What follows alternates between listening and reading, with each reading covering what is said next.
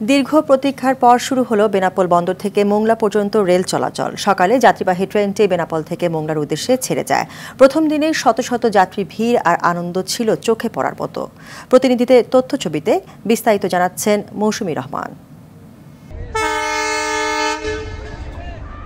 দীর্ঘ ৭৩ বছর পর দেশের বৃহত্তম স্থলবন্দর বেনাপোল ও সমুদ্র বন্দর মোংলার মধ্যে যাত্রা শুরু করল মোংলা কমিউটার নামের ট্রেনটি। এতদিন পর ট্রেন চালু হওয়ায় যেন উৎসবের আমেজ যাত্রীদের মাঝে।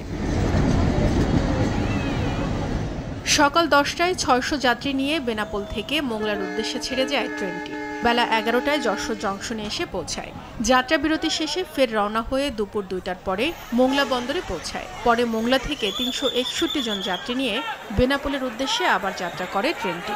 এই যাত্রায় ভোগান্তি ও সময় কমে আসায় বাঁধ ভাঙা খুশি দেখা যায় যাত্রীদের মাঝে। আমাদের আগে যাইতে অনেক কষ্ট হতো, খুলনা থেকে ৩-৪ ঘন্টা লাগতো, বাসে হয়রানি হতো। এখন আমরা একবারে মোংলা যাইতে পারবো। আমি এখান থেকে টিকিট কাটলাম, টিকিট কেটে আমি আজকে বাড়ির কাছাকাছি যেয়ে নামবো। আমি এই জন্য ভীষণ আনন্দিত।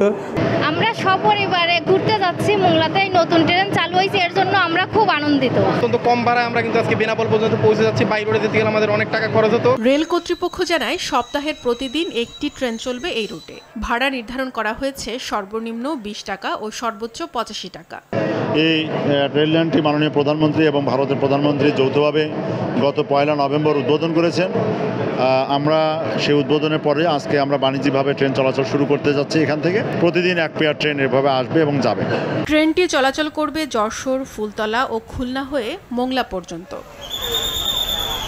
মৌসুমী রহমান, RTV।